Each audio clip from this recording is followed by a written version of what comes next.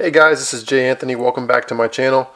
Thank you so much for all the positive feedback I got on my first vlog update, and the view count's starting to climb pretty quickly, and I've already gotten some really good feedback on that. So it looks like that's a new segment that we're gonna have to keep, and I'm really happy about that. I'm glad that you guys are finding that valuable, and thank you again for your support. Carrying on with that theme, we're gonna go ahead and keep going on addressing your questions. So a couple things. The two big topics on this video I'm going to talk about are I had a question about what I feel about Panerai watches, and then also I had a question come up about how I feel about homage watches. So we're going to get to those, so stay tuned for that. Some other just general things that have come up. One of the big things that comes up on one of my videos quite a bit is, if you haven't seen it, I did a video on why I sold my Rolexes. And a couple things that just kind of came up on that video, just general comments I've seen a couple times, just figured I'd address. One is a couple people have speculated that I sold those watches because I couldn't afford service on them.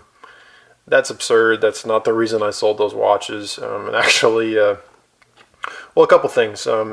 I sold those watches just because I wanted to buy another car, and that's the truth of the matter. I had a really crappy commute, and I wasn't really wearing the watches, so I decided I'd just sell a couple of them and just buy another car for my commute. That's actually the Lexus LS 430 I just posted on a couple videos on my channel on, so I've had that car for quite a while now. It's a great car, it's low mileage, and it's like, yeah, I can use this thing every day to get back and forth to work in total comfort, or I can wear these watches, once a month or, once every couple months, and again, it's just like something I can use every day, something I'm hardly going to wear. That and, one of these things, no matter how much money I make, and I know a lot of people that are in the same kind of situation, I'm still cheap by nature. There's the whole thing of just because you can doesn't mean you should. I still have a sense of value, and just because I can afford nice things doesn't mean that I feel like spending money on things that aren't really that I don't really feel have a good value to them. And, these services on these watches, to me, they're just not money well spent. Having the stomach to go spend $1,000 for somebody to go do some service on a watch, it's just, I get it and I understand the labor behind it, but my inner cheapness kind of kicked in. And some of this is I was in a relationship with my partner at the time that passed, and having been with someone who came from very different life experience than I, someone who, unlike myself, was not fortunate financially and had a lot of financial difficulties, they kind of put a lot of things in perspective for me, and, seeing them buy, secondhand clothes and struggle with their finances, and then I'm spending thousands of dollars on services for luxury watches I hardly wore. That was kind of one of the reasons that I got into that. Two other quick points on that video that people keep bringing up in the comments. One is I get a lot of feedback on what my advice about them being good investments and how that's kind of not a really true thing. Within the context of something you buy, like a house potentially in real estate or a stock, yeah, no, I'm not making that claim at all. My intention when I was talking about investments with watches was that there's very few hobbies that people can get passionate about where they're spending money, and the money that they put into it, they can usually get that or a close amount back out of. A lot of hobbies people have, sports, cars to some extent, which I'm really passionate about. A lot of hobbies, you soak a lot of money into equipment and things to enjoy those hobbies, but that's money you're never going to see again. So my whole point with the investment was not like buy this and it's like a stock tip kind of thing, not at all. Although I have made money on some of my watches, I've lost a little money too. But in terms of, there are a lot worse hobbies to have, and this is a hobby where you can usually get your money back if you buy right. So that was my whole point on that. And, I think it came up on my Rolex video of if Rolexes are worth the money was, somebody was saying, of course they're not worth the money because they cost Rolex $200 to make. And I work in marketing, which a lot of people have asked me what I do for a living. I'm in marketing. I won't get into what exactly, but in marketing, you learn that all goods are overpriced by that respect, right? We have a thing called COGS, which is cost of goods sold. And that's basically our cost to manufacture an item. And then an item would be a SKU or a stock keeping unit. And so like with a Rolex, the Yacht-Master with a blue bezel would be a certain SKU or a certain stock keeping unit. And let's just say it costs Rolex $200 to make that watch, and they retail for $8,500. There's always going to be a very high markup. And those costs that we assume that the manufacturing curves are based on current manufacturing, but they don't take into account, all the engineers and all the people that they've had to pay salaries to make that thing actually come to life. There's a lot of engineering hours. There's years of trial and error. There's assembly plants that had to be built, tooling that had to be specified. I mean, there's a whole bunch of other costs that go into that. And the reality is, things cost what they cost because people are willing to pay that much. So it's irrelevant that it costs Rolex $200 to make a watch, for example, and they charge that much for it because people are willing to pay that, and the market specifies that that's an appropriate price for that kind of a watch. So now that we've kind of gotten that stuff out of the way, a couple other questions before I get to the Panerai and the homage watches. In my last vlog update, my first vlog update, I neglected to mention that TAG Heuer is also making in-house movements now. And the reason that I did that was I didn't really want to kind of start that whole war, but if you look up the TAG Heuer 1887 movement, you might see some articles that reference Seiko in them, and have fun reading about that. I'm still not a big fan of TAG Heuer, although I'd be lying if I said that I don't think if I didn't feel like their quality's come quite a bit. I do feel like their quality's a lot better, and again, they're starting to do some in-house movements with some great inspiration from the Japanese in them, so I'm not saying they're terrible watches. I just personally don't like them. So on that point, that brings us to the two big topics and the two biggest questions I got on my vlog post. So to those of you that gave these suggestions, thank you so much. I really appreciate you sharing your questions with me. And please, anybody watching this video, please feel free to leave me questions, comments as well, and I'm happy to address them in upcoming videos. I love that I can offer this kind of value to people that watch my channel, and it's taken me a long time to learn this knowledge, and if I can share it with someone else and they find it valuable, that's terrific. I'm really happy that I can help people in that way. So I got a question about homage watches, and one of the questions I actually get quite a bit. So what do I think of homage watches? And the person that left this comment was actually pretty specific. So we're not talking homage watches in the sake of fake Rolex, for example, that says Rolex on the dial.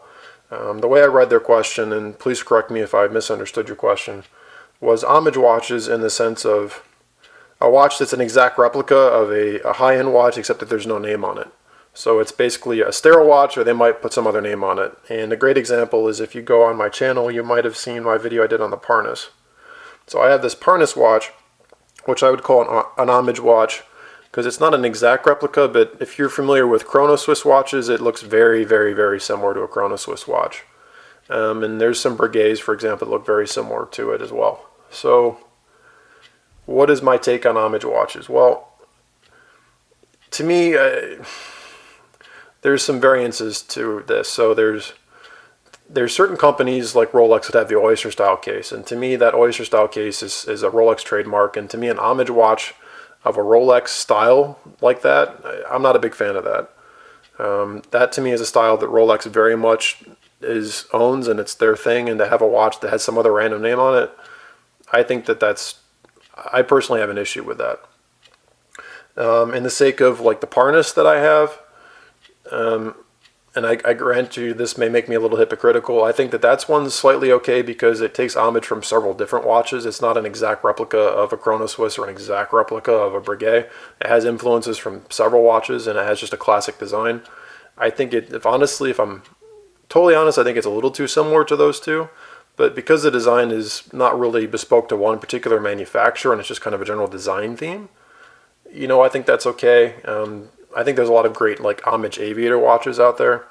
And, again, that's another style where there's several watch companies that are high-end that make aviator style watches. And I don't think any one of them really has a right to say that they own the design of an aviator watch.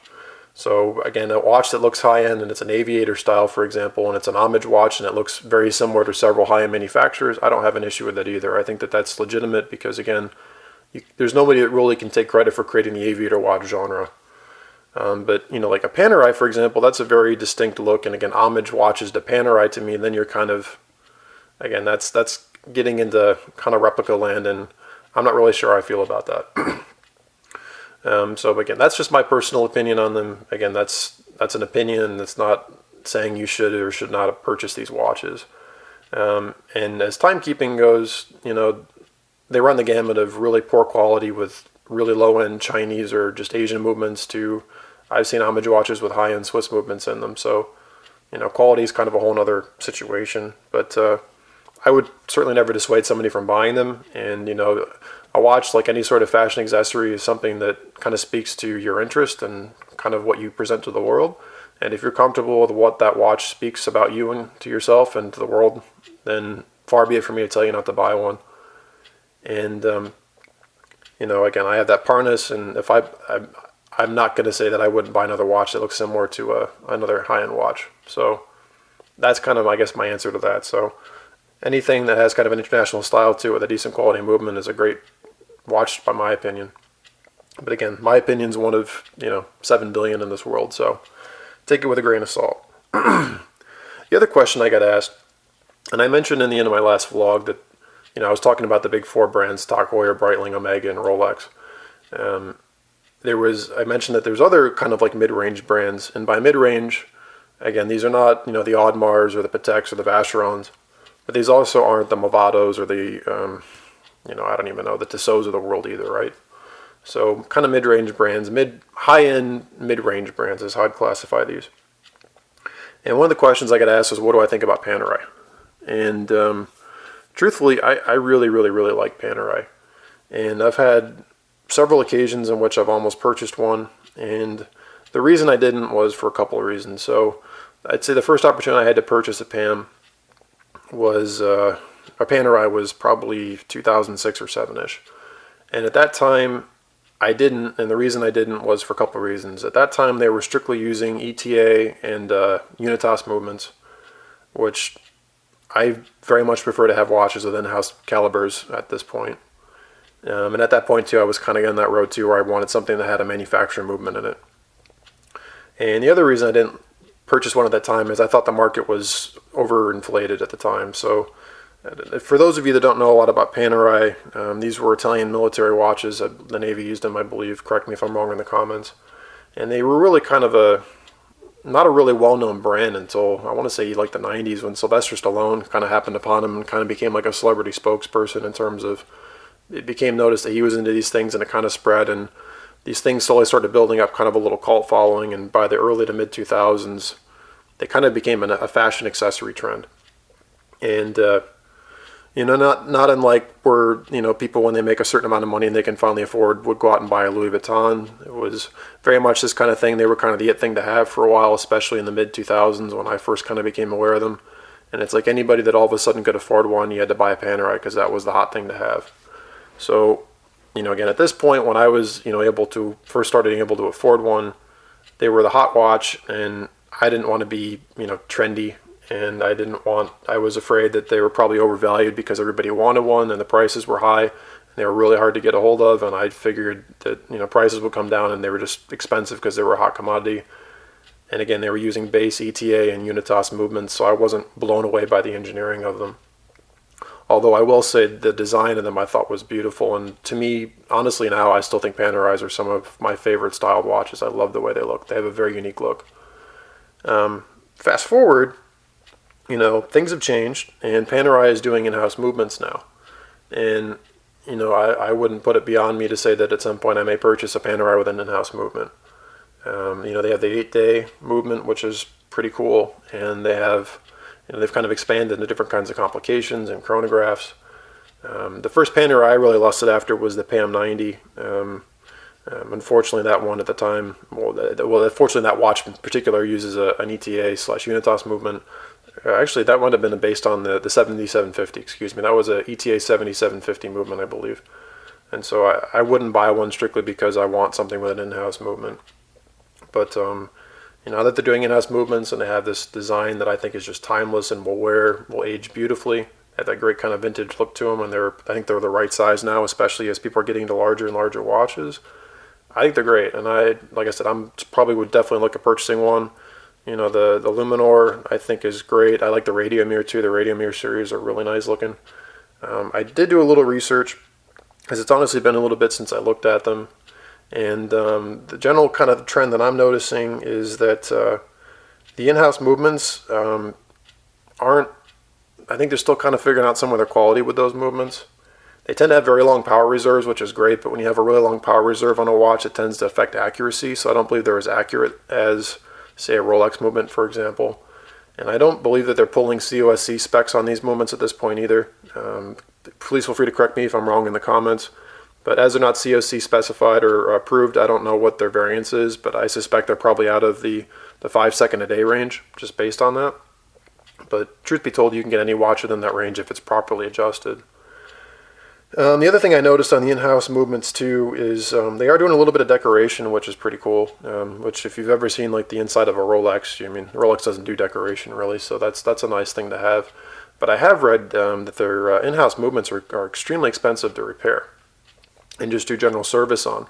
And some of that is understandable, and this is in relation to the older movements, the ETA and the Unitas movements they used to use, and I believe they still use on some capacity today.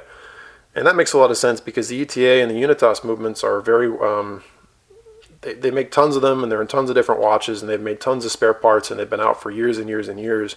So parts availability is very high. There's tons of watchmakers out there that are familiar with them and know how to work on them. So again, it's, you know, like having a Chevy or a Toyota engine. Everybody has parts for it. Everybody knows how to fix it. So those watches are extremely easy to service, to my understanding, and again, they're not a big deal.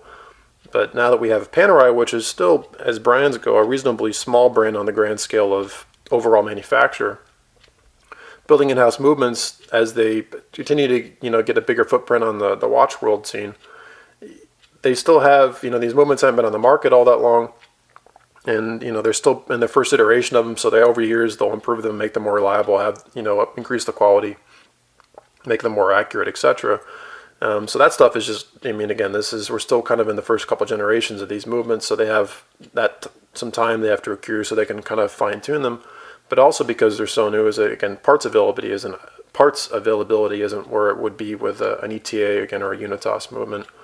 And again, there aren't going to be as many jewelers out there trained to work on these watches because, you know, again, unlike a common, like an ETA or a Unitas or a Valjoux or you know, even like a Rolex movement, I mean, again, tons of people have been familiar with these movements for years. They're no big deal to work on, but this is a bespoke design to Panerai, and so you're going to have you're going to have a higher learning curve for jewelers to get on board with how to service these things. So I guess that's kind of a long-winded answer to what I think about Panerai. I'm really excited the way they're going with doing in-house. Actually, the whole trend of the Swiss watch industry in general lately really excites me. I'm really happy to see that a lot of these bigger companies are being forced to start doing in-house movements. That makes me very happy. You know, I used to always think it was kind of this like dirty secret in the watch world that a lot of these great brands everybody thought they were such great, you know, amazing, and, you know, manufactured pieces of timekeeping, but the reality was they were all using these basic movements in them with some little fine-tuning and, you know, some pretty decorations on them. So to see that everybody's had to up their game and have to do their own in-house movements, and the engineering is going into these watches, and, you know, you're getting that special bespokeness when you spend that kind of money on something. That, I think this is a very exciting time that we're living in. And I think we're seeing a lot of little startup companies coming back onto the scene too, and there's a lot more variety now, and again, we're having a lot more, I think the quality has just gone up tremendously. So competition has been great. It's again forcing a lot of these companies to increase their quality and come out with their own bespoke movements. So I hope that was helpful. And thank you all for, again, watching my channel, for watching this video and all your support. This is helping me to keep the channel growing and adding more content and hopefully adding value to the watch lovers community. So if you do me a favor of please comment and rate this video, and if you could also do me a favor of, in the comments, leave any questions you may have about watches, or frankly anything in general. You're welcome to ask me anything you want. And so my next vlog post, I'll make sure that I address your questions. And thank you so much, and I hope you have a good day.